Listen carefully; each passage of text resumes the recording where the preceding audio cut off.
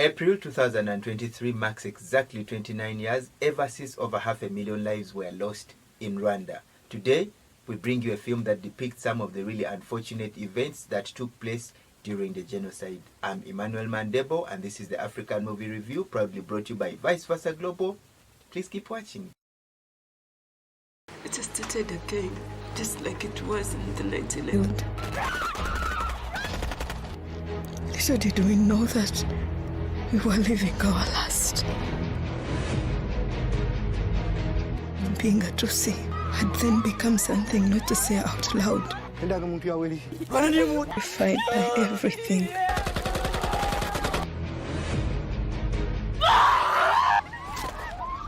I mean no harm, okay? I will kill you, I swear. You're all going to stay here. I have to go through there, and then I'll come back and get you guys, okay? There's no help. At this point, we had to find means to survive by ourselves. None muri kujaye. Batubwiye ko ku rusengero ari hari amahoro. Niho turimo turajya. I'm a Hutu, so they can't kill me. What do you mean is?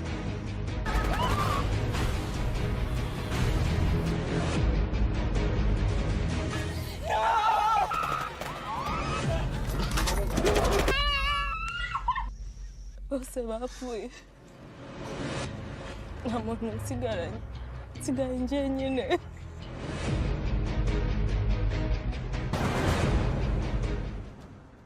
The film 94 Terror was written, directed and produced by Richard Mulindwa, and it featured quite a number of talented actors and actresses. We had Joanna Gaba, Ronan Nsima, Doreen Nabanja and Smith Matega in the lead. In the film, a group of about 5 young people come together in a bid to find their way of escaping from the genocide so as to be able to live to see another day. I have to admit, I was so pleased with the performance of the actors in the film. They were really on their very best. Being really, really sad, we saw them giving us the emotions right from the beginning of the film up to the end of the film. The cinematography was fairly good.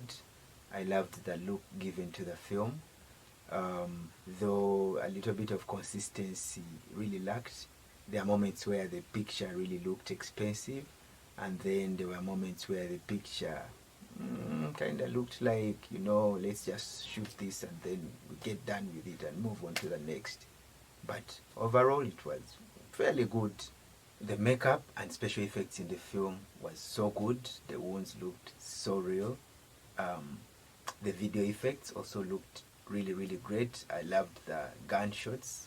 However much in certain scenes the talents shooting the guns were just shooting it aimlessly, but the video effects team nevertheless still made the bullets come out of the guns, and the effects were quite on point. The biggest disappointment about the film was the poorly written screenplay.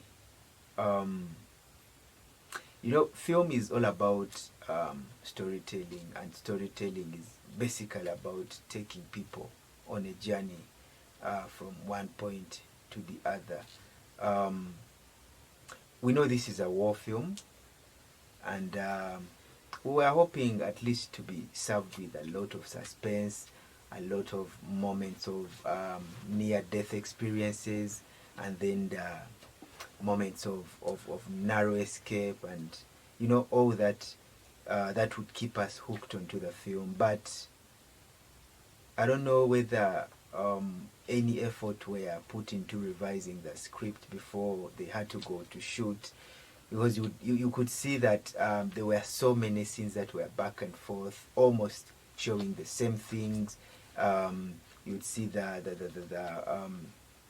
characters going into hiding, then when they return to a certain homestead, it's still the same thing. People maimed, people with really terrible wounds, people dead. It kept on happening like that, especially from the, like for almost half of the film, it was almost showing the same thing suffering death wounds. Yet we actually expected the progression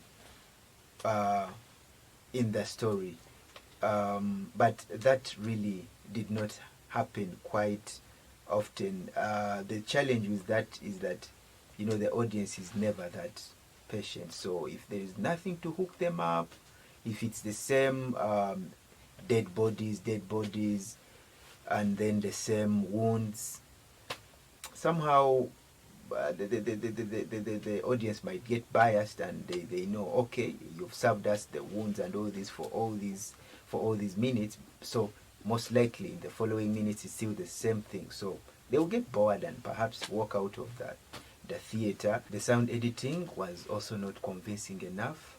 I don't know why we had quite a number of muted scenes. I did not see any technical or creative explanation for that. Coming to the directing, you know, directing kind of encompasses almost every aspect in the film, starting from the cinematography, the script, directing the actors, and also in the post-production. So a director is basically responsible for all the technical and creative aspects of the film. But there were quite a number of shortcomings in the film, like we said already earlier on, especially the screenplay. If time wasn't enough to, you know, perfect the script, then maybe when it came to time for shooting the film, you would maybe say the director would try and fix a few things, especially where the story has to drag a lot in from the beginning, and then having so many repeated scenes that actually depicted the same thing, and of course having some of the audio muted. Much as there were quite a number of shortfalls in the film, I commend the director for making an effort, you know, to finish up the film. The story was really, really big. A story as big as the 1994 Rwanda genocide is not something very easy to execute. But, you know, I commend the director of the 94 Terror film.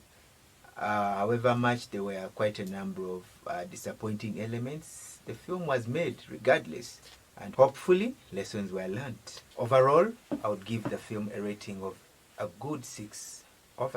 And finally, the most important lesson the film teaches us is the value of love and peaceful coexistence. And in this Kwibuka month, I implore all of us to not only preach, but also practice peace and love. That's it for today. Thank you for watching. Please do not forget to like, share, and subscribe to our YouTube channel, Vice Versa Global. And until next time, peace.